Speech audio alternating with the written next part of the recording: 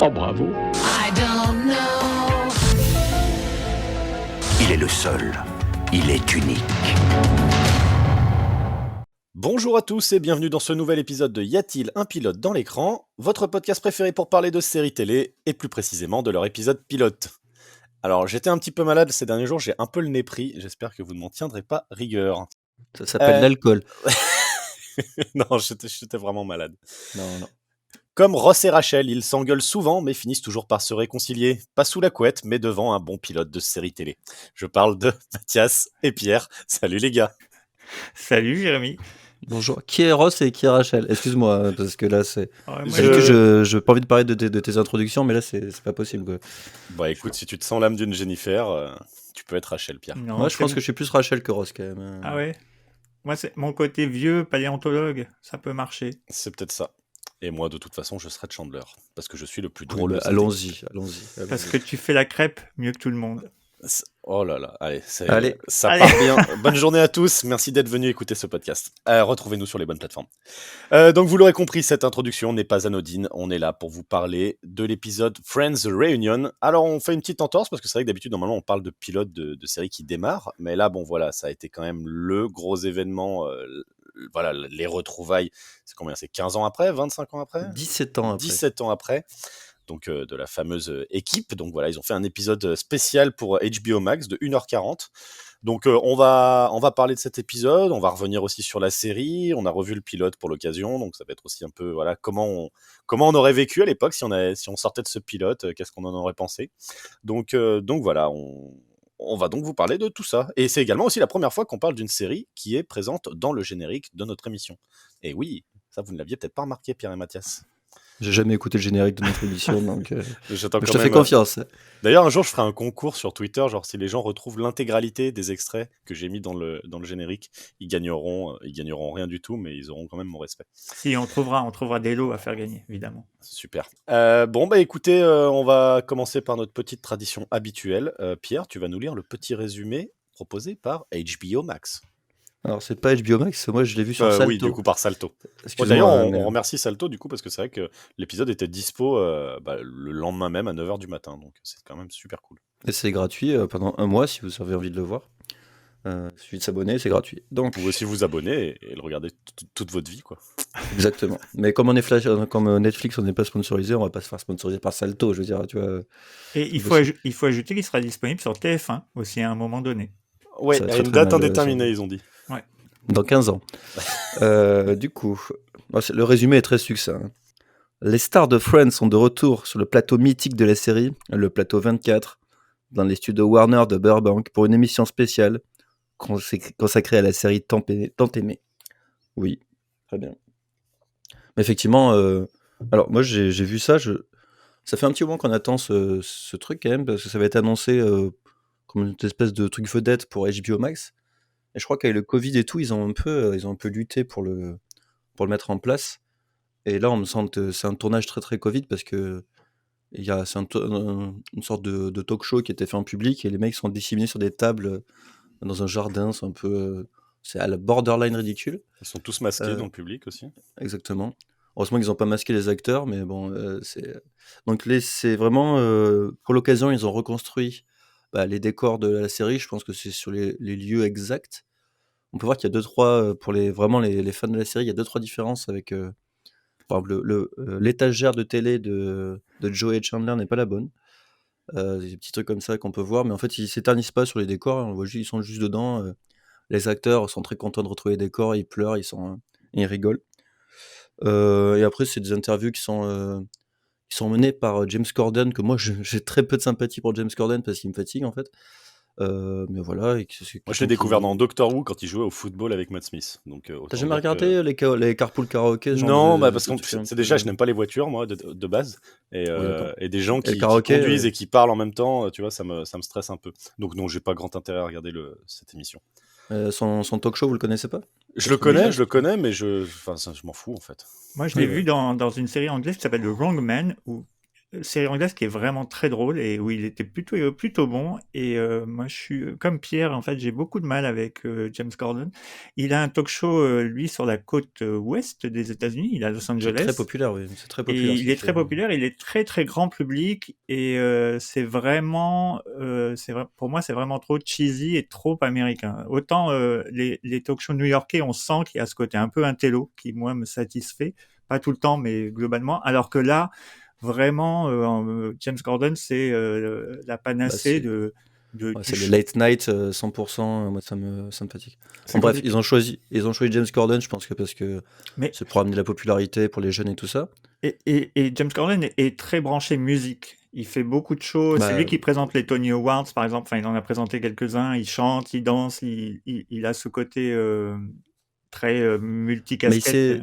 il s'est pas mal compromis dans des trucs Disney où il vient chanter justement. Il était Mm. dans Cats aussi, quoi, des trucs incroyables, tu vois, genre la carrière est tracée, quoi. On est sur une Bref, on va pas spéciale faire. Corden ou sur une spéciale Friends du Non, coup mais là? c'est important, c'est Excuse-nous, important. c'est pour situer un peu ce qui se Ah, passe. pour moi, Donc, du c'est en coup, plus c'est vraiment les moments les moins bons en fait de ce réunion, c'est tous ces passages là en fait pour moi. Mais tout ce Alors, qui et est donc, hors bah, en fait, le moment où ils sont quand ils sont dans les décors et qu'il y a les jeux à la con, je trouve ça vraiment toutes ces parties là, je les trouve incroyables. La réunion du début, je la trouve super en termes d'émotion. Bah d'ailleurs, avant même de rentrer là-dedans, c'est juste voilà que chacun donne un peu. Bah Friends déjà, ça représente quoi pour vous, Pierre? alors, pour moi, bah, c'est vraiment je pense que c'est la série à laquelle j'ai grandi, on va dire. Quoi, j'ai regardé des séries à la télé, mais c'est la seule qui est devenue pour moi un truc où j'enregistrais les épisodes. Je les ai connus. C'est les premiers trucs que j'ai vus en VO aussi. Parce qu'en fait, au début, je les enregistrais quand ça passait à la télévision sur France 2. Et très vite, en fait, je me suis rendu compte ils vendaient ces cassettes-là dans. Moi, j'ai grandi en province, hein. Ils vendaient ces cassettes-là en VOST FR. Et je me rappelle, j'ai les épisodes de la saison 5 de 13 à 18. C'est la première cassette que j'ai achetée en VO. Et je trouvais ça incroyable de regarder des trucs en VO à l'époque.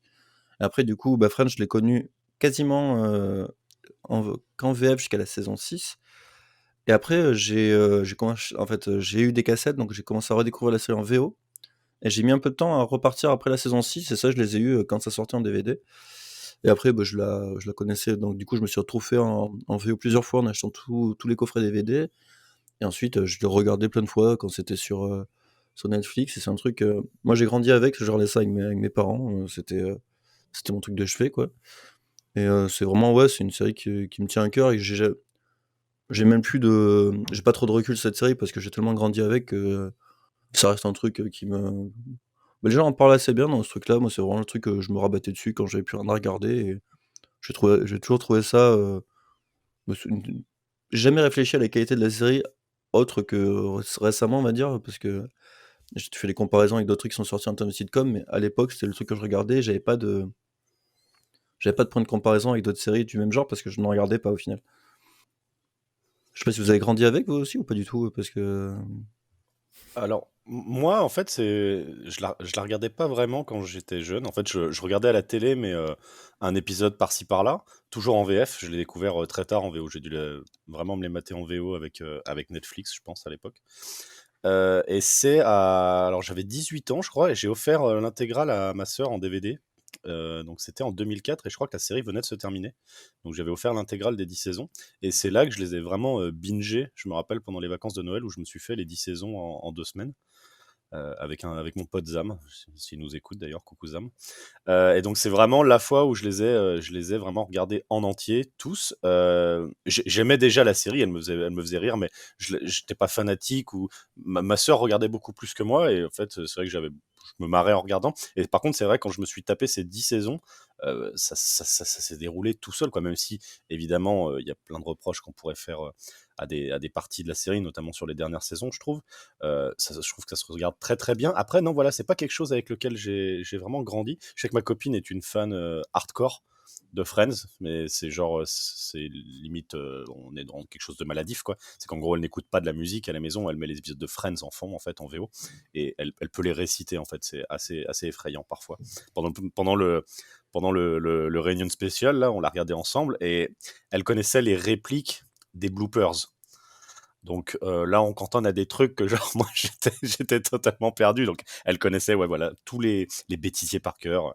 Donc voilà, c'est une série que j'aime beaucoup, que j'ai beaucoup de plaisir à regarder. Même genre tu vois, je zappe à la télé en mangeant ma pizza, je tombe sur un épisode de Friends, bah, je peux le laisser, que ce soit en VF ou en VO, je vais le regarder et je les ai tous vus et j'ai quand même du plaisir à les revoir. Donc voilà. Après tu vois, il y a toujours l'éternel débat How I Met Your Mother versus Friends, et c'est vrai que j'ai plus Ce n'est pas un débat. suivi.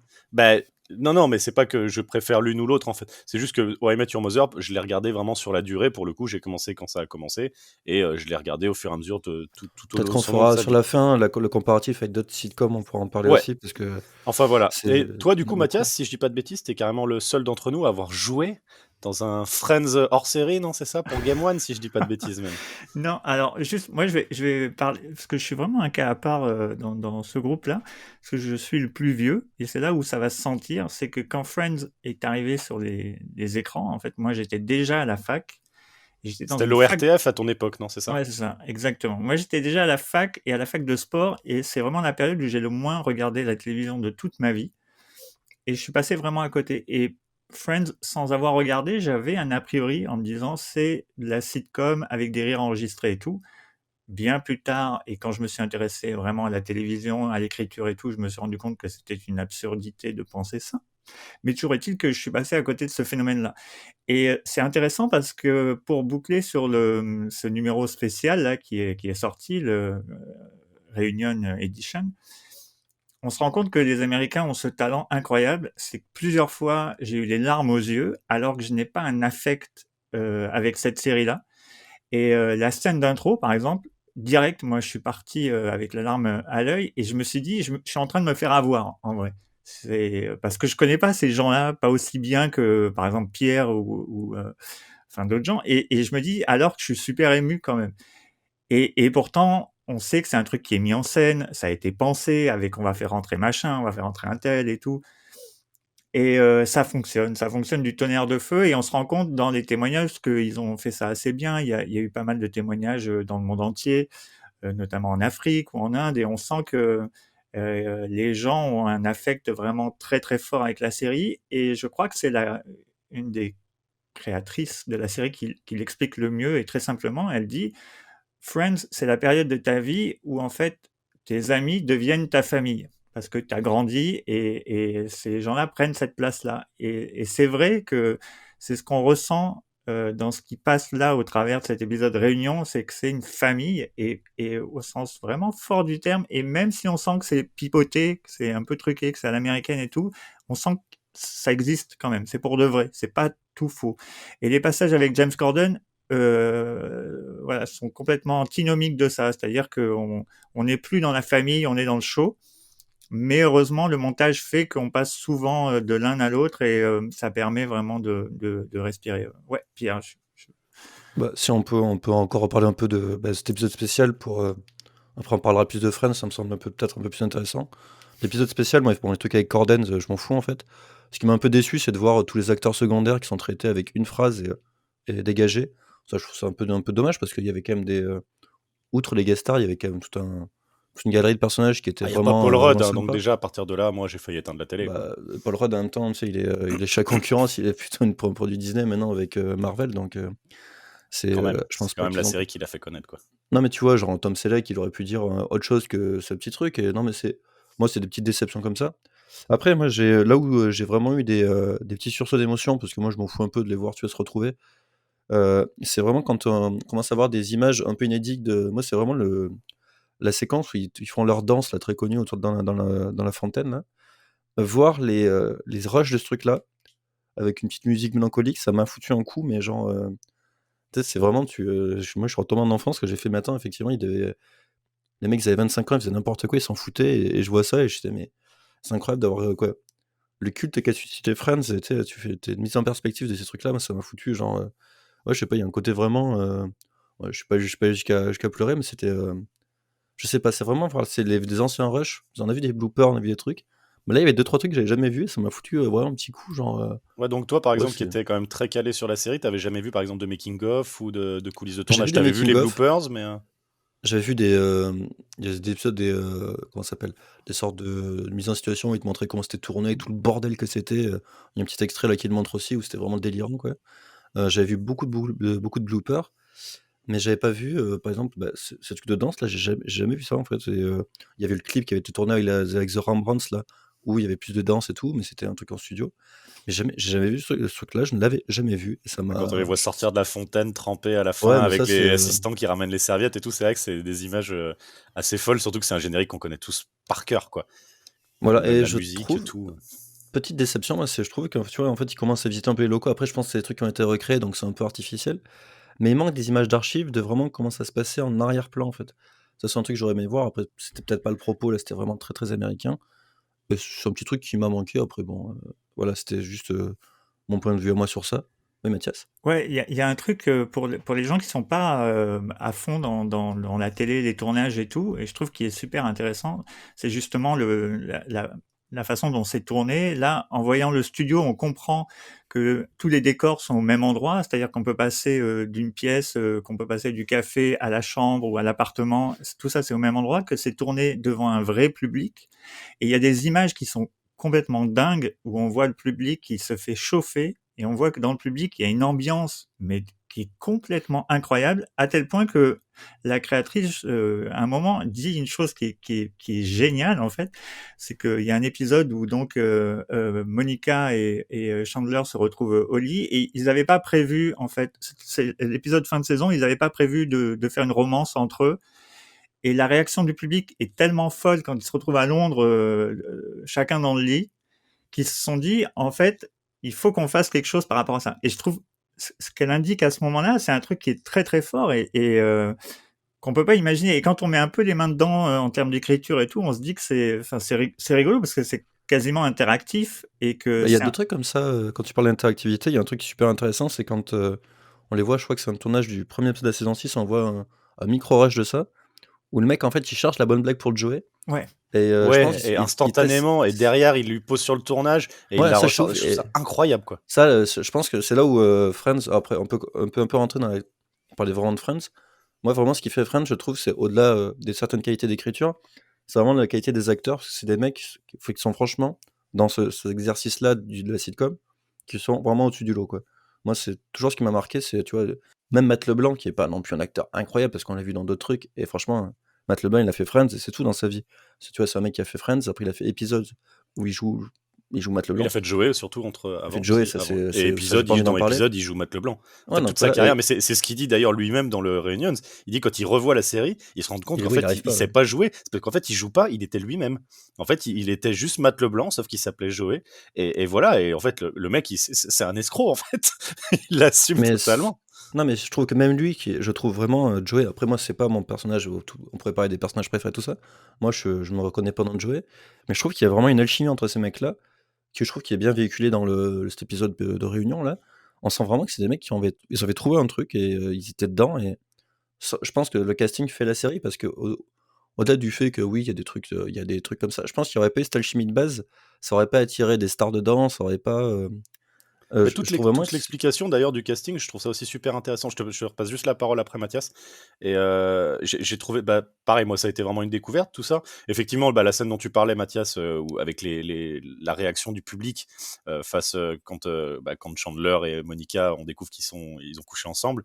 Et c'est vrai que je me rappelle à l'époque quand j'avais découvert comme ça me semblait long en fait, les rires, les machins. Et en fait, t'avais pas calculé, le savoir qu'en fait c'était une vraie réaction des gens en direct. Et tu sens que eux-mêmes en fait ils restent dans le perso, ils restent de marbre.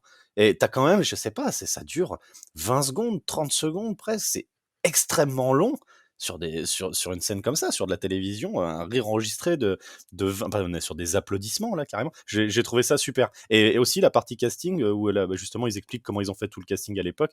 Moi, c'est des trucs que j'adore. Ça me rappelle, je sais que par exemple, moi, ma référence, c'est les bonus du Seigneur des Anneaux, où t'as autant en durée de bonus que de films. Et je crois que t'as une vidéo de presque 1 heure sur tout le casting du Seigneur des Anneaux, comment ils ont galéré à trouver le tel perso. Et là, c'est pareil. Donc, ils t'expliquent pour chaque perso dans quel ordre ils ont trouvé. À un moment, ils étaient en roue libre, tout se passait bien. Et puis après, pendant 2 mois et demi, ils trouvaient plus l'acteur qu'il leur fallait. Et j'ai trouvé ça vraiment super. Et de voir aussi, ce ils ont pas eu trop de problèmes de droit, je pense, mais j'ai trouvé ça très cool de voir les acteurs dans la série où ils étaient à l'époque, ou dans quoi ils avaient été découverts juste avant. Et donc, t'as des petites, des séries qu'en plus, on n'a jamais vu, le truc de Chandler, là, où il joue une espèce de réceptionniste dans un vaisseau spatial. Et j'ai fait, mais qu'est-ce que c'est que ce truc? Et tu te dis, même pour eux, tu vois, la carrière, elle tient à un choix. Jennifer Aniston, elle aurait décidé de rester dans sa série où elle était serveuse. Et bon, du coup, elle a été aussi serveuse après dans Friends, mais voilà, ça, ta vie, elle change pour un choix comme ça. Et donc vraiment, ça, j'ai beaucoup aimé toutes ces parties-là, en tout cas. Mathias. Ouais, justement, par rapport à ça, c'est ce que je voulais dire sur le casting. Et on réalise, ça c'est un truc, et pourtant nous, on bosse un peu dans ce milieu-là et tout, mais on réalise à quel point c'était des comédiens qui étaient pour la plupart inconnus, mais vraiment, et ils ont été propulsés au fil des saisons au rang de vraiment superstars. Et à un moment, on sent vraiment à quel point ça a pu être difficile à négocier comme virage pour eux au moment où ils commencent à être connus, reconnus et extrêmement connus. Il y a une anecdote de Matt Leblanc qui est absolument extraordinaire sur le fait qu'il y a des paparazzi qui filment les 5 maisons de chacun des comédiens en même temps. Mais il n'y a pas d'actualité, c'est juste ils sont épiés. Et puis se rend compte, grâce à la vidéo prise par l'hélicoptère, que son toit a des problèmes et il va falloir refaire les tuiles, ou il va falloir... Et ce truc-là, on se dit, on peut pas en sortir indemne, et c'est quand même un miracle de les voir après tout ça, après les carrières qu'ils ont eues, Ouais. avec plus ou Ils moins de sont encore succès. un peu, ils sont encore un peu normaux. À Ouais, part, on sait très bien que mais entre Matthew eux, Perry, entre eux ça va, je trouve, mais tu vois qu'on sent qu'il y en a qui ont morflé quand même. ouais, Genre carrément. Jennifer Aniston, on sait que Mais toute la période avec Brad Pitt, c'était le bordel. Moi, ce que, Dans vas-y, du vas-y. Non, gossip. excuse-moi, ce que je voulais juste te dire par là et finir sur ça, c'est que ce côté réunion qui pourrait sembler être un peu fake, pour moi, quand on voit cette trajectoire qu'ils ont eue avec tous plus ou moins de réussite, on sent que la relation qu'il y a entre eux, sans parler du public, de nous et tout ça, et il y a vraiment quelque chose qui existe de véritable. Même, on peut se poser la question de savoir à quel point c'est fake ou pas fake, mais on sent qu'il y a quand même un profond lien qui les unit tous, et grâce à la série, et je trouve c'est vraiment très fort, quoi. Ah ouais, mais en fait, ce que je trouvais sympathique aussi, c'est justement, ils s'attardent pas trop sur les problématiques que ces mecs-là ont rencontrées, parce que vraiment, Matthew Perry, pour moi, c'était un peu. Moi, c'est des trucs qui m'ont fait de la peine pendant la série, de voir le mec qui avait des problèmes de drogue, d'alcool, tout ça, qui a fait du yo-yo avec son poids et tout. On sait que c'est des gens qui ont. Je pense que ça n'a pas été facile pour tous de survivre à Friends, on va dire. Et je pense que l'anecdote de leur maison filmée par des hélicos, truc improbable, je pense que c'est vraiment une goutte d'eau, tu vois, dans un océan de trucs horribles qui leur est arrivé. Et au final, bon, ils en gardent, tu vois. Bon, là, ils te montrent que le positif. Bon, c'est plutôt cool, tu vois. Tu n'as pas tous les à côté de Friends qui ont été à un niveau improbable, parce que c'était vraiment c'est le culte de ces gens-là, quoi. Mais je sais que je crois qu'à Après, l'époque, ouais, je même sais pas, Matthew c'est Perry, ça l'a beaucoup aidé aussi. Apparemment, j'avais vu pas mal d'interviews où il disait qu'en fait, le cast de Friends avait été vraiment là pour lui. Il avait été très supporté. Et c'est vrai que tu le vois physiquement, en fait, qu'il y a un problème. Mais en fait, déjà, lui, je pense, pour moi, c'est peut-être le meilleur acteur de Friends. C'est vraiment, moi, c'est mon perso préféré. Mais du coup, on voit justement ces histoires de poids qui fait un yo-yo, comme tu dis. Mais je crois savoir qu'à l'époque, en tout cas, s'il a pu s'en sortir, c'est parce qu'il a été vraiment bien soutenu, que ce soit par le casting, que ce soit par donc les autres acteurs, que ce soit par les producteurs derrière. Et donc, effectivement, t'ajoutes à ça la notoriété qu'ils ont eue en l'espace de un an. Ils sont passés du statut de rien à superstar. C'est vrai que ça doit être très difficile à vivre. Et puis les salaires, à la fin, ils s'étaient payés 1 million chacun par épisode, Ouais, sur à des partir de saisons la de saison 24 6, épisodes, quoi. Ouais, à partir donc de la saison 6, c'est ouf, quoi.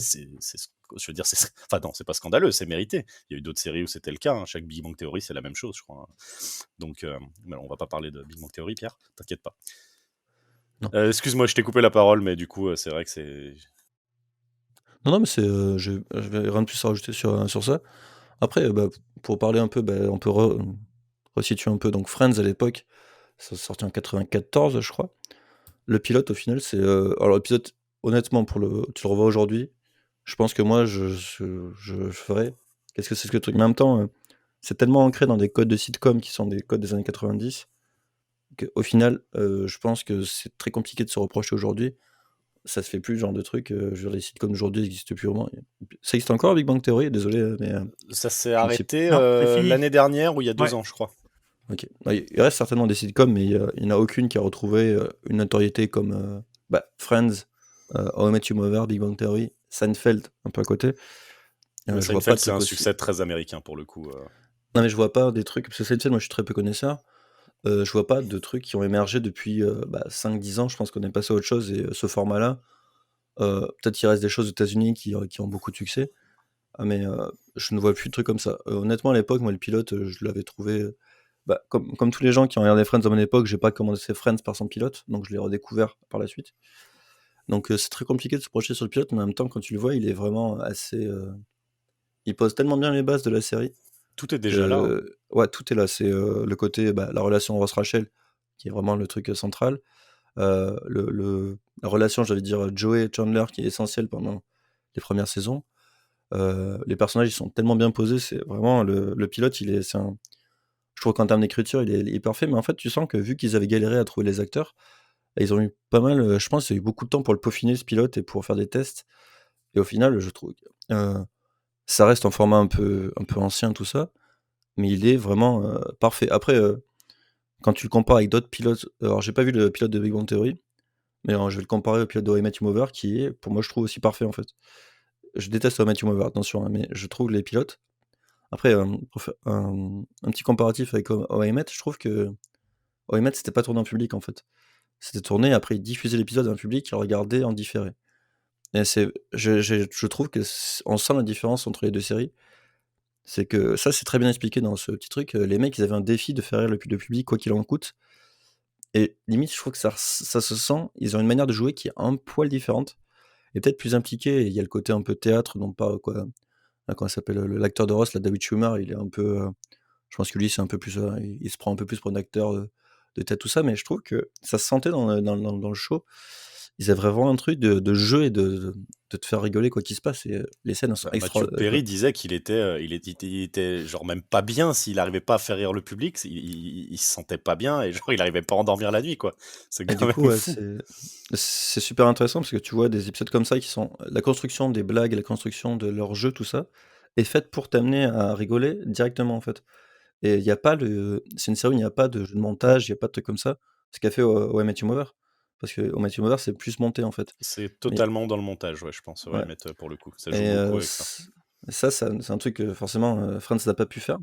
Après, il y a des épisodes qui sont plus ou moins travaillés en termes de ça, mais je trouve l'écriture de Friends beaucoup plus intéressante, car plus immédiate et plus vraiment c'est pas du stand-up parce que tout est écrit, mais c'est super. Quoi. Ça me parle beaucoup plus en termes de sitcom et je trouve qu'ils ont quand même réussi à partir d'une base qui est très simple. Bah voilà, six amis qui vivent tous ensemble.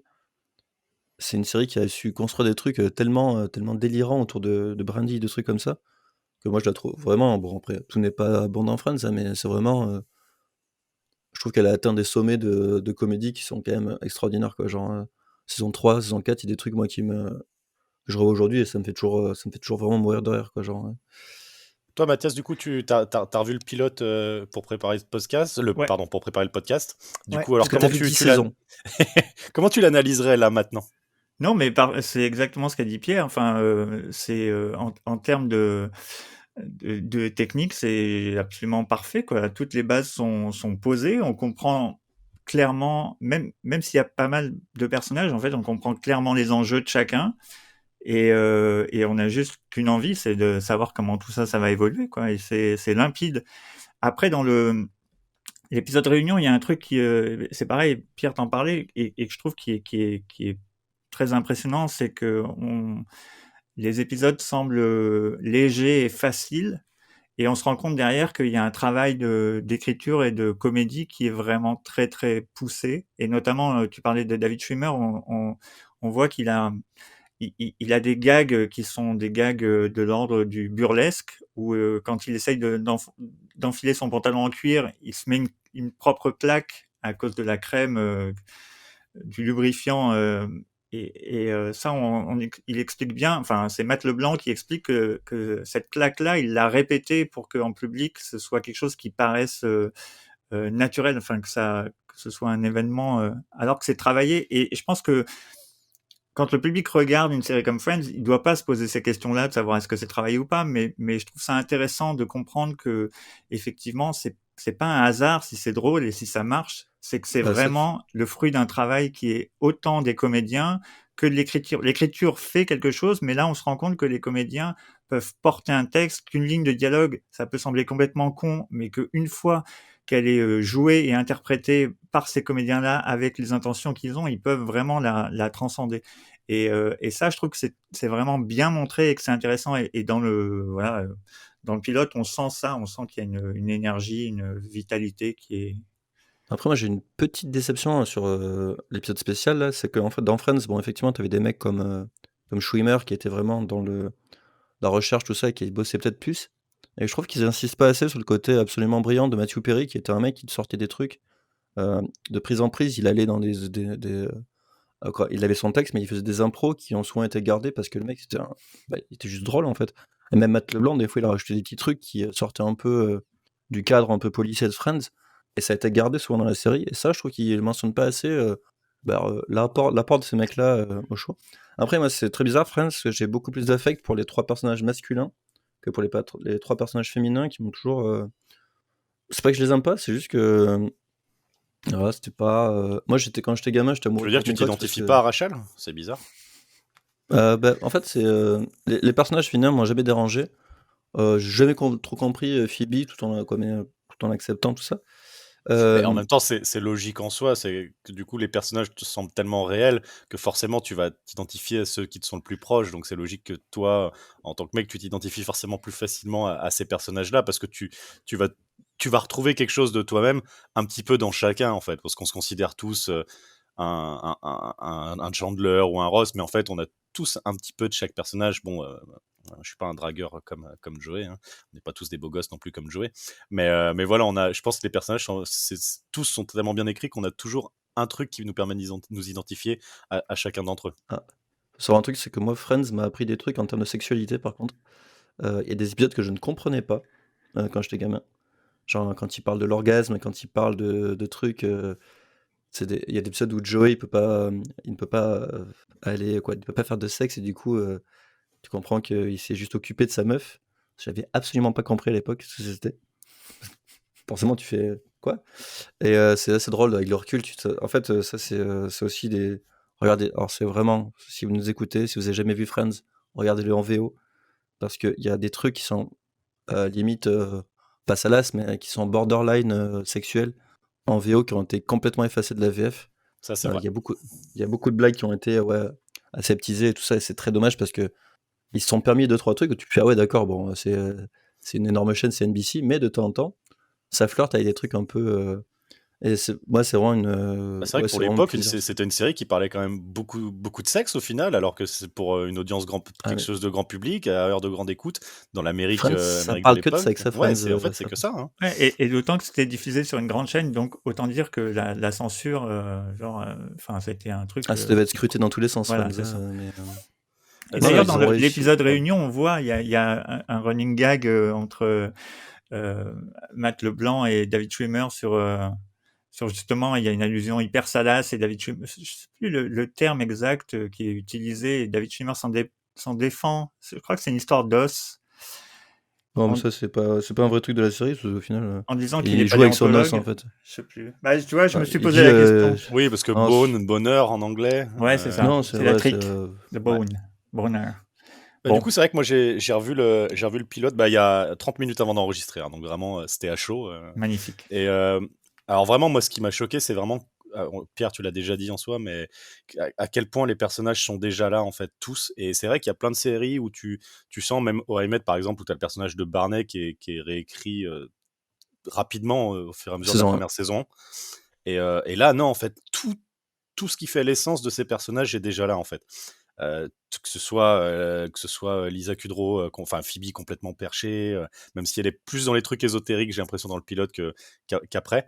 Voilà, le Chandler, la vanne non-stop, le Joey beau gosse, Jennifer Aniston du coup avec le côté un peu fille à papa. Ross qui s'affirme un peu plus, je le trouve encore un peu beaucoup de tête de chien battu dans le pilote. J'avais moins cette image-là de lui. Ross, c'est la fin, en fait, tu sens que. Je pourrais pas de l'évolution des mais en fait, Friends, je peux t'en parler 4 heures, mais Ross, il prend vraiment plus de choses dans la série à partir de la saison 6, en fait. Le personnage a changé, c'est-à-dire que Au début, c'est vraiment Chandler qui fait des blagues, et après, il y a beaucoup de trucs de Chandler qui ont été déportés sur David Schwimmer. Je sais pas si c'est un truc qui a été construit en termes d'écriture ou si c'est parce que peut-être Matthew Perry était plus fatigué et du coup son rôle a changé. Il y a Dans le pilote, effectivement, Ross, c'est vraiment le clown triste, comme s'il est tout malheureux.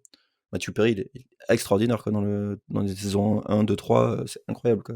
Bah, ce qui m'a vraiment choqué dans le pilote, par contre, le seul truc vraiment où j'ai fait aïe, c'est le montage. Ah, il y a des raccords, mais de l'espace où tu te dis, mais comment où t'as Paul, the Wine Guy, t'as Phoebe qui est à la porte, qui fait une blague. Le mec, il est dans le canapé, il se retourne, et en fait, Phoebe est assis en face de lui, tu vois, on la voit dans le fond. Donc, c'est genre, ça ne marche pas, en fait. Parce que du coup, c'est vrai que la série était intégralement tournée en multicam, donc il y avait 4 caméras, je crois, qui tournaient, donc voilà, histoire d'avoir le maximum de plans en gardant la situation du réel. Mais forcément, ils avaient des plans de coupe, des plans de réaction, et c'est vrai que du coup, là, il y a des moments il y a 2-3 moments dans le pilote où j'ai sursauté tellement le faux raccord m'a fait mal aux yeux. Mais voilà, c'est le seul petit reproche que je ferais. Et c'est vrai qu'aussi, ça on en a pas parlé, c'est un peu plus, pas vraiment technique, mais c'est vrai que la série était tournée en 35 mm, donc en pellicule à l'époque, ce qui a permis, quand ils ont fait le passage à la HD, donc au Blu-ray, ils avaient des images de qualité cinéma, donc de 35 mm, ce qui a permis donc de passer d'un format 4 tiers, donc pour faire un peu genre format presque carré, on va dire, à un format 16 neuvième. En fait, ils avaient déjà un format 16 neuvième et au final, ils n'ont pas perdu et on s'est pas retrouvé, par exemple, qu'on a eu sur Buffy, où ils ont passé à un format 16 neuvième qui était en fait un croppage dégueulasse avec changement de la colorimétrie et tout, infâme. Là, pour le coup, celui de Friends, en fait, on gagne de l'image. C'est de la vraie HD parce que c'est pas un truc qui a été tourné en SD à l'époque, ça a été tourné, voilà, comme je disais, en pellicule 35 mm, donc le scan est magnifique. Il pourrait même en 35 mm, on pourrait même sortir un scan 4K. Bon, j'imagine qu'il y aurait beaucoup de boulot pour se retaper tous les masters de Friends en 4K, il n'y aurait pas un grand intérêt non plus. Mais voilà, je trouve que le passage à la HD a encore plus donné une seconde jeunesse à la série. Et en fait, voilà, au-delà à part le côté où tu as les vêtements qui font à l'ancienne, en termes d'image, on n'a vraiment rien perdu, on a gagné même. Donc ça, c'est quelque chose que j'avais beaucoup les aimé à l'époque. vêtements et les coiffures. Ah, les coiffures. Ouais, mais saison 1 et 2, tu sens qu'ils savaient pas, en fait. Friends n'était pas encore devenu le vecteur de mode que ça va devenir sur les saisons d'après. Parce qu'après, il y a eu le délire autour de toutes les coiffures de Rachel sont devenues des coiffures de salon de coiffure. Quoi, des trucs absolument délirants, d'où tu fais what the fuck. Mais c'est vrai que c'était pas au début, c'était pas un porte-étendard du tout de la mode, le machin. C'était c'était ouais. limite. C'est vrai que tu revois le truc, tu piques parce que c'était quoi? Donc on a dit 94. Alors vous avez quel âge vous en 94? J'avais 10 ans. Aïe. Mathias? 21. Aïe, j'en avais 8. Aïe, aïe, aïe, aïe, aïe. C'est ça. Hein. Ouais, bon. Si j'avais été à la fac à 8 ans, mec, je sais pas si je serais avec vous aujourd'hui. Après, Friends, bonne ambiance. Ce qui est ouf, c'est que. Alors, moi, c'est une série qui n'est jamais aussi, je trouve, ils ont jamais débordé, même s'ils avaient des moyens énormes. Ils sont toujours contentés du format sitcom et ils ont jamais essayé d'extrapoler des trucs incroyables. Moi, j'ai une image très marquante pour moi. C'est la première fois que j'ai vu des images de Friends qui n'étaient pas tournées en studio. C'est l'épisode où il y a Jean-Claude Van Damme. En fait, où à la fin, tu as un plan où ils sont dans une rue à New York. C'est un plan qui m'a. Moi, quand j'étais gamin, j'ai fait, mais attends, oula, il se passe un truc. Là où tu fais le décalage, en fait, ça, c'est vraiment tourné à l'extérieur. C'est un des rares, c'est vraiment des très rares plans où ils sont tournés dans la rue. Sinon, ils sont toujours dans le studio et même l'extérieur du Central Park, c'est ridicule, quoi. Et c'est vraiment des trucs, ils ont jamais essayé de peut-être gagner en budget, faire des trucs un peu extravagants, tout ça. Ça, je trouve ça assez ouf ils ont vraiment réussi à conserver le format sitcom jusqu'au bout. Comme une sera peut-être un exercice de style, ils en parlaient assez bien aussi, tu sais, de faire des épisodes où on ne construit pas de nouveaux décors, on les met dans leur appart, on écrit autour de ça. Et au final, ça crée. Là, il mentionne un épisode, c'est celui où ils se préparent, mais il y en a eu pas mal des trucs comme ça où ils sont bloqués dans une situation. Et ça crée, c'est là où je pense que ça te permet à l'écriture de donner le meilleur du truc. Et vraiment, Friends a toujours respecté cette règle-là qui s'était inspirée au début, et je trouve ça vraiment cool, quoi. Ouais, Mathias? et pour aller dans ton sens, Pierre, il y a la question qui est posée très habilement, hein, avec beaucoup de finesse, comme d'habitude, par James Corden sur mais pourquoi vous feriez pas un nouvel épisode, pourquoi? Et la réponse de la créatrice, enfin, c'est surtout ou celle qui De Lisa incarne Kudrow, Phoebe déjà. qui répond, Ouais. Lisa Kudrow, qui explique bien que l'histoire a été bouclée, en gros, et que en fait, ça y est, c'est fini. et tu dis alors que c'est une machine à fric monstrueuse, cette intégrité d'écriture, je pense que elle est là depuis le début, mais pourquoi? Vas-y Pierre, tu. Non, mais en fait, honnêtement, moi, je pense que sur Friends, il y a quand même 2-3 saisons de trop. En fait, j'ai Ouais, l'impression mais qu'ils ont fait une boucle de 10 ans. Après, effectivement, ils ont su s'arrêter au bout de 10 saisons, et c'était heureusement d'ailleurs. Moi, je trouve qu'il y a. En fait, c'est assez intéressant parce que je trouve que Friends, vers les saisons 8, 9, 10, qui sont un peu moins bonnes à mes yeux en tout cas, ils sont sur un fil tendu d'écriture. C'est-à-dire que, tu sais, moi, il y a des barrières en sitcom. J'aime pas quand on les franchit. Et c'est vraiment pourquoi je n'aime pas How I Met Your Mother.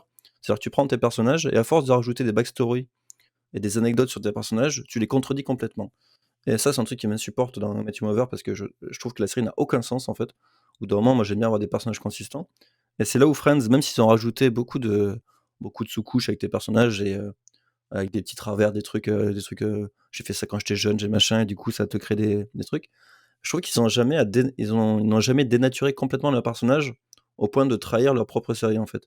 Et même s'il y a des trucs, moi je trouve un peu navrants, genre quand ils ont commencé à faire des relations entre Joe et Rachel, tout ça, dans la saison 10, Ah, moi moi, c'est vraiment le truc que je m'en suis ouais, jamais c'est remis. le point de C'est vraiment, rupture. j'ai jamais compris cette pirouette scénaristique et vraiment, en fait, ça déconstruit en fait tout le mythe Bah de ça la durait depuis relation quelques saisons, tu vois, Ross-Rachel donc et c'est vraiment, surtout que ça marche. Exactement la même chose d'ailleurs qui a été fait dans How I Met où t'as Barney avec Robin, tu vois. En fait, parce que de toute façon, c'est ce que me dit ma meuf tout le temps. Elle dit de toute façon, How I Met, ils ont tout piqué à Friends. Tout a déjà été fait dans Friends et c'est vrai qu'il y a beaucoup de choses à part les gifles.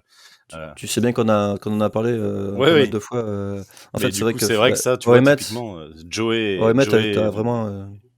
Et Rachel, j'ai jamais pu, quoi. Mais heureusement, ils ont pas insisté dessus, tu vois. Et moi, c'est vrai que How I Met Your Mother, qui est une série qui a tout pompé sur Friends et sur une autre série qu'on connaît, c'est la série de Moffat qui est Couplings en fait. On en avait parlé, il me semble, C'est rapidement en fait dans une autre émission. c'est assez ouf d'avoir vu des trucs. Ouais, bon, on va pas parler de How I Met Your Mother parce que moi, je vais être méchant. Mais c'est vrai que Friends, même quand ils sont aventurés sur des trucs un peu plus, on va dire lambda ou des trucs où ils se perdaient un peu, ils arrivent toujours à un peu rectifier le tir, tu vois. Et ça, c'était toujours. Je trouve que la saison 8, c'est une sorte de bouchée de. Ils avaient réussi à retrouver un certain truc. Ils ont toujours réussi à remettre des épisodes qui étaient un peu de qualité, où il y avait vraiment des trucs intéressants qui se passaient. La saison 10, moi, je la trouve un peu poussive, en fait. C'est-à-dire que l'histoire des enfants, tout ça, ça me saoule. Je trouve qu'il n'y a plus rien, en fait. Et je la regarde pas sans rechigner, tu vois, mais c'est pas du tout une saison que je me. J'ai pas des épisodes que j'aime bien, en fait. Et comment, du coup, parce que c'est vrai que dans cette émission, on parle tout le temps des pilotes. Là, pour une fois, on peut se permettre de parler un peu plus largement. Comment tu trouves la fin? Est-ce que tu penses que c'est une bonne fin? C'est une fin, moi, je m'en fous, en fait, de la fin de Friends, tu fais OK.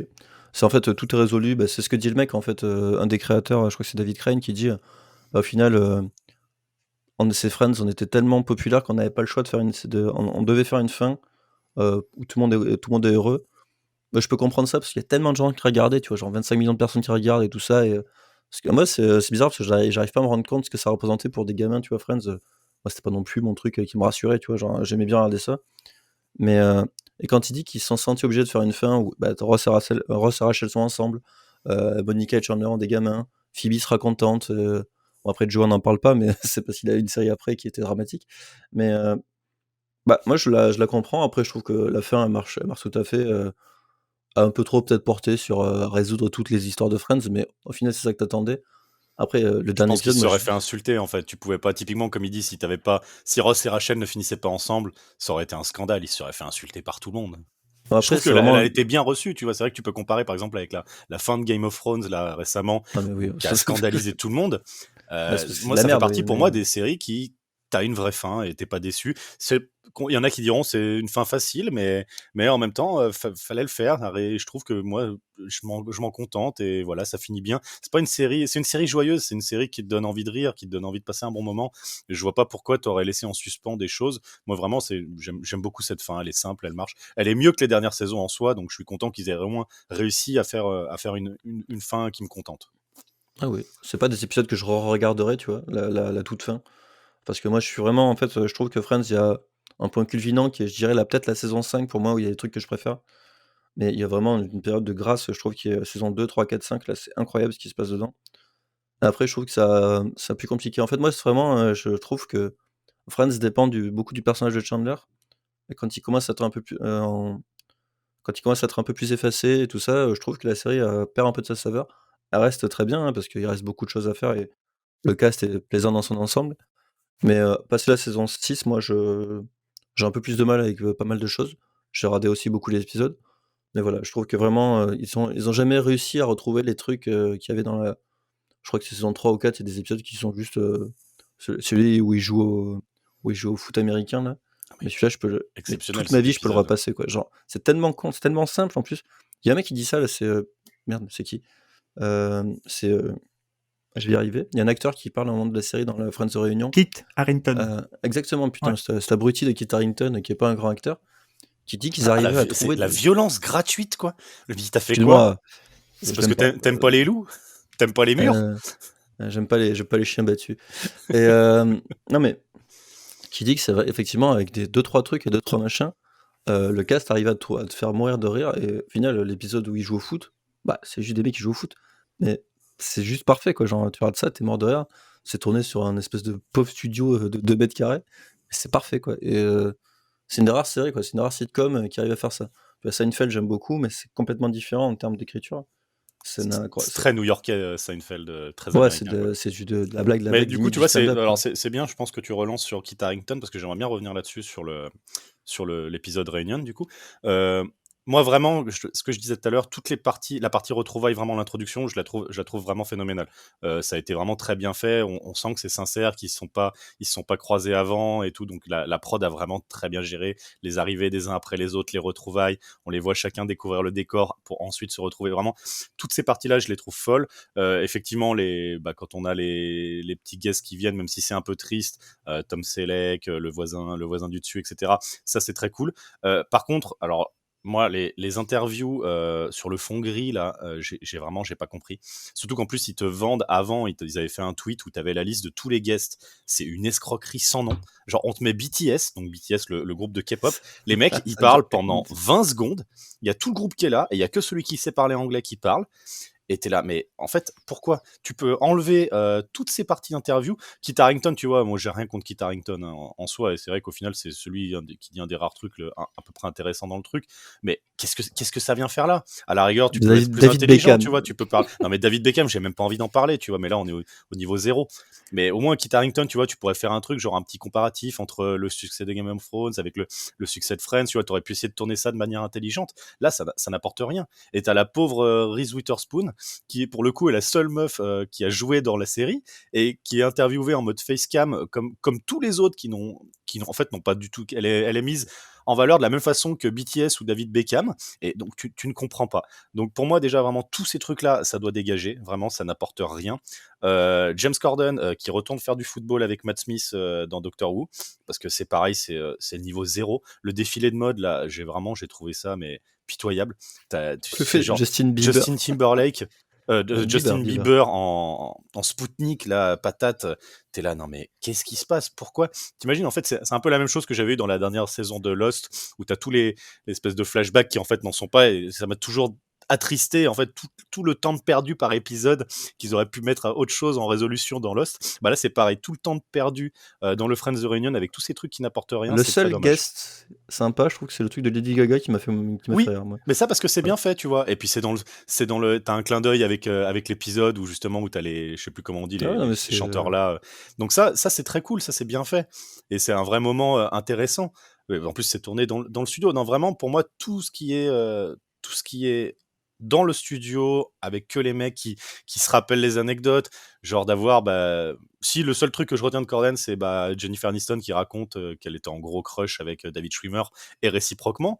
Donc ça c'est cool parce qu'en plus ils te ressortent des images d'archives où clairement tu vois qu'il y a une petite complicité entre les deux, mais t'avais pas besoin que ce soit James Corden qui pose les questions pour avoir ça, en fait t'aurais pu l'avoir de la même façon. J'aime bien qu'ils refassent le jeu aussi, moi c'est mon épisode préféré, c'est l'épisode où les garçons gagnent l'appartement. Moi c'est mon épisode de cœur, et du coup c'est toujours trop cool, je peux le revoir aussi pareil à chaque fois. L'entrée dans l'appartement sur le chien, elle est phénoménale. C'est une des meilleures ouvertures pour moi, à part les ouvertures que je fais pour ce podcast. Je pense que c'est vraiment ce qui se fait de mieux. Allez, on va vous laisser là, bien sûr. Ouais. Donc non, vraiment, voilà, Moi, j'ai eu beaucoup d'émotions sur le début, où vraiment je suis pas du tout émotif, contrairement à ma copine qui elle peut pleurer pour vraiment pas grand chose. Bon, d'ailleurs, elle a pleuré à la fin du spécial. Mais moi, c'est vraiment l'intro qui m'a vraiment rendu émotif, voilà, parce que j'y croyais en fait. Vraiment, j'ai trouvé ces retrouvailles très bien faites au début. Alors après, voilà, il y a plein de choses qui ne vont pas pour moi, et j'ai rien contre BTS, tu vois, j'ai rien contre la K-pop, mais là, je vois pas le compte. Voilà, David Beckham, c'est pareil. Hein. Moi, je suis pas supporter du PSG, j'aime bien le football, mais j'ai pas envie de le voir là, quoi. Donc c'est dommage en fait de perdre du temps pour ça, et j'aurais préféré qu'on rentre vraiment, qu'on garde des vrais moments avec eux qui parlent, avoir peut-être plus d'anecdotes, plus de coulisses. Et voilà, comme ils disent eux-mêmes, hein, de toute façon, c'est la dernière fois qu'on les verra tous ensemble, qu'il y aura ce genre de truc. Dans 17 ans, ils auront tous presque 60, ils auront quoi, 60 ans, 70 ans. Je sais pas, je veux pas trop les vieillir, mais on doit pas être trop loin de ça. Et il y Ils ont aura- tous autour de 52 ans pour l'instant. Ouais, donc voilà, ils auront tous, dans 20 ans, ils auront tous 70 ans, donc on n'aura pas envie de revoir ça, ce sera encore plus déprimant.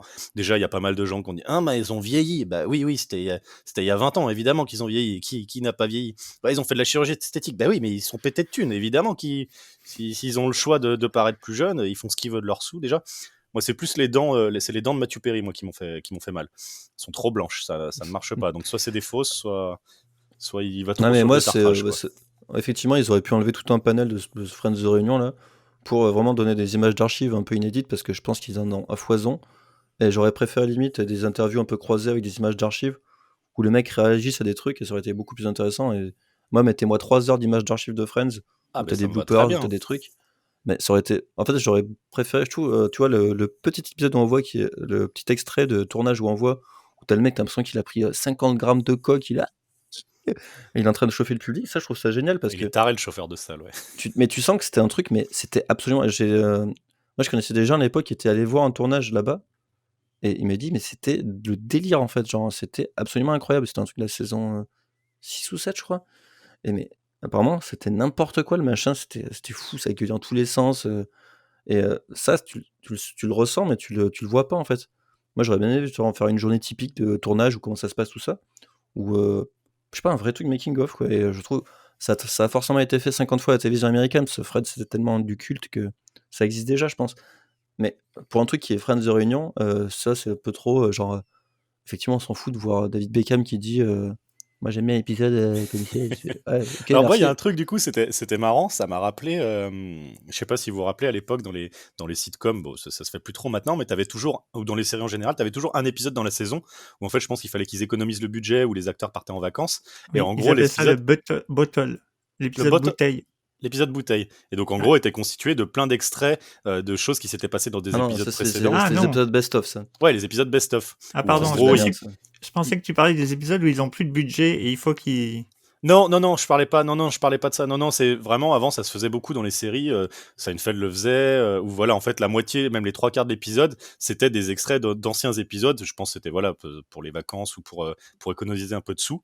Et j'ai eu un peu ce ressenti. C'est vrai que c'est les épisodes que personne n'aime regarder parce qu'en fait, il se passe rien. Et là, du coup, dans le Friends of Reunion, j'avais un peu ce ressenti-là sur l'épisode où c'était un peu ça. T'avais des extraits d'avant. Et du coup, ça me l'a rappelé. C'est vrai que ça se fait plus du tout maintenant parce que c'est jamais, c'est plus possible avec les codes actuels de la télévision.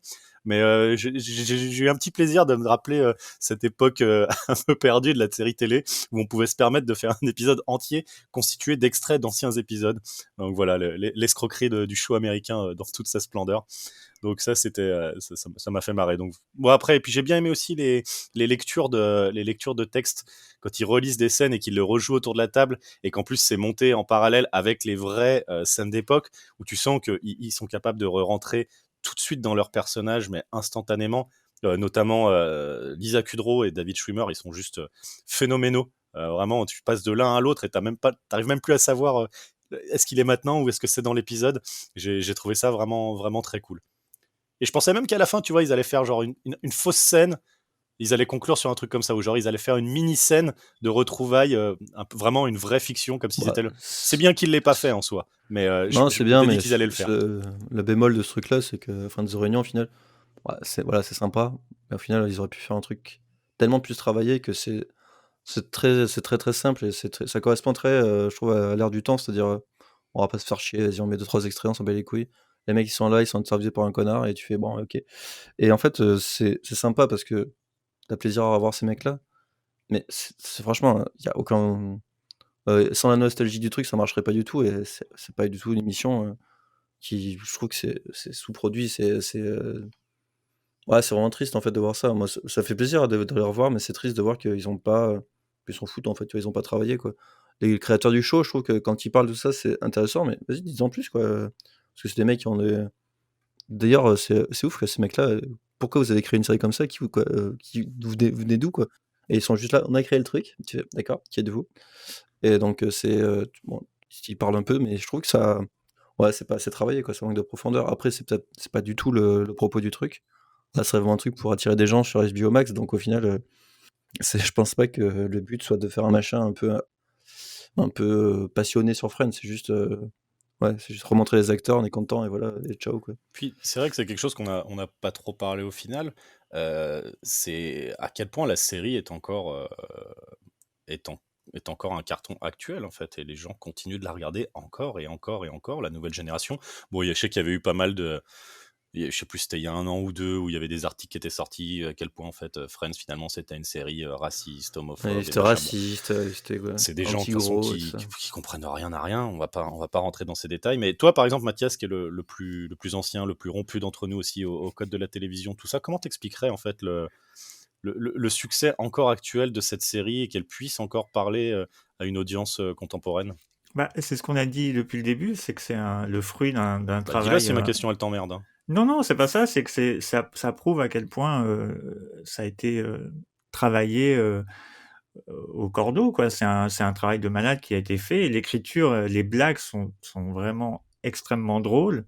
Il y a une inventivité, il y a un jeu de comédien qui est vraiment excellent d'une manière globale. C'est vrai qu'il y a forcément des moments, des ventres mous, etc. Mais globalement, c'est quand même de très haut niveau. Je sais que vous n'aimez pas How I Met Your Mother, mais je pense que toutes les Ah sitcoms, non, moi j'aime beaucoup I Met Your Mother. alors toutes les C'est Pierre qui sitcoms qui sont déteste. arrivées jusqu'à nous, moi j'avais vraiment beaucoup d'a priori. Rien que la terminologie sitcom, pour moi, ça avait un côté répulsif, tu vois. Et en fait, il faut reconnaître que ces Américains pour la comédie, ils ont un sens du timing que personne n'a. Enfin, en tout cas, chez nous, on ne sait pas faire ça. On ne sait pas faire cette dynamique. On ne sait pas les gags, tout ça. C'est vraiment Bah, le seul exceptionnellement drôle. succès que j'aurais comme ça en tête français, ce serait H, sur un Ouais, format mais équivalent. H, je trouve Mais qu'il qui y a a très mal vieilli beaucoup. pour le coup. Ça a mal vieilli. Il y a beaucoup, beaucoup de déchets. Là où tu prends un épisode de Friends ou How I Met Your Mother ou Big Bang Theory, après, suivant ton affinité aux thématiques, aux personnages, tu peux toujours trouver que ça te fait pas rire, que c'est pas ça, mais il y a quand même des coups de génie et ces séries-là, enfin, elles arrivent jusqu'à nous, elles perdurent et c'est pas un hasard. Et le pourquoi, c'est le travail et la qualité d'écriture et de création. Enfin, pour moi, voilà, c'est simple. Et ce qu'on voit là, ce que tu disais sur les passages de lecture, par exemple, ça prouve bien à quel point enfin, c'est inscrit dans les comédiens que c'est un travail de groupe. C'est vraiment une somme de textes, de jeux et tout ça. Enfin, ça semble con à dire parce que ça semble être une évidence, mais le fait de le voir, je trouve qu'on prend conscience, on réalise encore mieux tout ce qu'il y a derrière, quoi. Et voilà. Super. Bon, bah écoutez, Non, mais après, j'ai peut-être voulu ajouter quelque chose, parce que ça sera notre plus non, long mais épisode dans l'actu. En tout cas, on est bientôt à 1 heure là. non, mais en fait, je pense que de toute façon, des séries comme Friends, elles pourront plus exister parce que après Friends, on a eu des. Tu vois, c'est l'avènement d'un autre type que série comique. Tu vois, on a eu The Office qui a tout cassé en fait au final. Parce que le format de The Office était complètement différent de celui de Friends. Et je pense qu'aujourd'hui, les gens ne pourraient plus regarder Friends parce qu'on voit ce qui a été fait après. Les trucs qui sont très populaires, genre, je sais pas, Modern Family, Parks and Rec, peut-être Brooklyn Nine-Nine, tout ça, le format est complètement différent. Parce qu'ils ont intégré des codes qui étaient ceux de The Office. Et le format de Friends est tellement ancré dans le format des années 90 presque, où c'était vraiment tournage public, tout ça, que je pense que honnêtement, il n'y aura plus jamais un truc comme Friends en fait, ce format-là très à la fois simple et très porté sur 6 acteurs qui sont des tueurs, quoi, et qui te font rire juste parce qu'ils sont là et ils sont drôles, en fait. Ça n'existera plus, je pense, et c'est heureusement que Friends existe parce que moi j'ai moins d'affinité avec des trucs comme si Seinfeld j'aime beaucoup, mais c'est pas pareil. Il y a Frasier aussi, mais Frasier, moi j'ai jamais compris, tu vois, genre c'est pas mon truc ouais, moi je suis content d'avoir grandi avec Friends en fait, en fait, ça m'a éveillé à des trucs dans l'humour qui étaient vraiment cool en fait. C'est un truc, ouais, je trouve aussi ils insistent pas assez sur tout ce qu'ils ont fait en termes d'humour dans cette petite réunion là. On voit que c'est des mecs drôles et tout ça, mais je sais pas, je trouve ça parle pas assez d'écriture et tout ça. Ouais, ça m'a un peu, ouais, j'attendais des trucs de ce machin-là que j'aurais jamais eu de toute façon, donc quand je parle vraiment d'épisode réunion là, c'était rigolo, mais au final, c'était plus, Mais c'est quand même cool, tu vois, de les revoir ensemble. Tout le monde l'a demandé. Je trouvais, même il y a quand même pas mal de défauts dans le truc, je trouve c'est quand même une belle prod dans l'ensemble. Il y a des choses bien qui en ressortent et c'est sûr que voilà, c'est pas le truc qu'on va revoir comme la série ad vitam aeternam, mais peut-être de temps en temps, ça va se regarder au moins pour l'intro des retrouvailles et compagnie. En tout cas, on n'a pas encore les chiffres officiels de HBO Max, même si je pense que ça a été un carton phénoménal. En tout cas, Salto, la plateforme de streaming SVOD française, qui donc a eu les droits de diffusion pour la France, est déjà très très contente. Apparemment, ça a été un carton pour la plateforme. Alors, je voyais les chiffres, 21% de la consommation globale de Salto sur la journée de vendredi, c'était l'épisode de Friends. Fréquentation en hausse de 31% pour la plateforme. Donc, je pense que il y a aussi Attends, s'ils beaucoup de sont gens. partis 3 abonnés en même temps, Non, non, voilà. les Non. 80%, c'est plus belle la vie. Les 80% Mais en restants. tout cas, alors par contre, moi du coup j'ai pris l'abonnement à un mois. J'avoue que je pense pas que je vais le garder parce que je vais regarder la saison 4 de Fargo histoire d'amortir l'abonnement gratuit. Donc je vais rien amortir du tout. Mais c'est vrai que non, du coup je vais peut-être pas continuer l'abonnement parce que je suis déjà abonné à tout, ça commence à faire cher au bout d'un moment. Par contre, je tiens à souligner que la plateforme est très bien foutue. Je la trouve vraiment par rapport à Amazon, tu vois, que c'est une catastrophe. Où genre le mec, il a mis combien 800 milliards pour acheter la MGM. Il n'est pas capable de payer un développeur pour faire une application qui tient 13. la route. 13 milliards Ouais. Ah, Non, 8, ouais, donc 8 milliards et quelques. ce que je viens de dire, quoi. Donc, Non, t'as dit tais-toi. 800 milliards, c'est beaucoup. Ah, j'ai dit 800 milliards. Ah, ouais, non, 800 000, pardon. 8 milliards, T'as mis 1000 excusez-moi. milliards. Oui, d'accord. Le mec, il a claqué toute la boîte dans la MGN. Donc oui, 8 milliards. Donc enfin bon, il est même pas capable de payer un développeur. D'ailleurs, il devait embaucher Yo-Yo. Hein. Yo-Yo, si tu veux aller développer la nouvelle appli Amazon Prime, on te fait un bisou, Johan. Si tu veux participer au podcast, Johan. Johan, on t'invitera un jour avec Moustache pour l'épisode spécial Moustache. Donc en tout cas, ouais, c'est Salto, très content des scores. Donc j'espère que ça va aider la plateforme à ramener un peu plus de monde.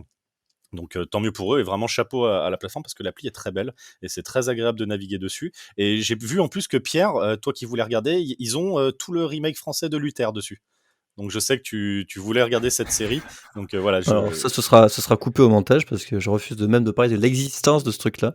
j'ai Rien que vu, l'affiche me fait j'ai mal. vu la donc, bande-annonce, je sais plus ce que je regardais, je regarde jamais la télé. non, regarde Et pas. j'ai réussi à tomber sur la bande-annonce de Luther. Ah oui, j'étais chez mes parents regardent beaucoup la télé eux. Et j'ai vu la bande-annonce sur TF1 et j'ai fait aïe aïe aïe aïe aïe aïe aïe. Et mes parents qui ont vu le vrai Luther, pour le coup, ils étaient là, on va peut-être regarder, mais si c'est la même chose, je vois pas l'intérêt. Je fais, mais regarde pas ça, maman. Pourquoi tu veux C'est t'infliger pas la ça première fois qu'ils font des remakes absolument navrants. Le remake de Fleabag, ça, qui s'appelle Mouche, Ah incroyable. mon dieu. Incroyable. Avec Camille Cotin, tu fais. Si, Non, il y avait eu le. Alors, je l'ai pas regardé, mais apparemment, c'était pas trop mal, Tunnel. mais le remake de Tunnel.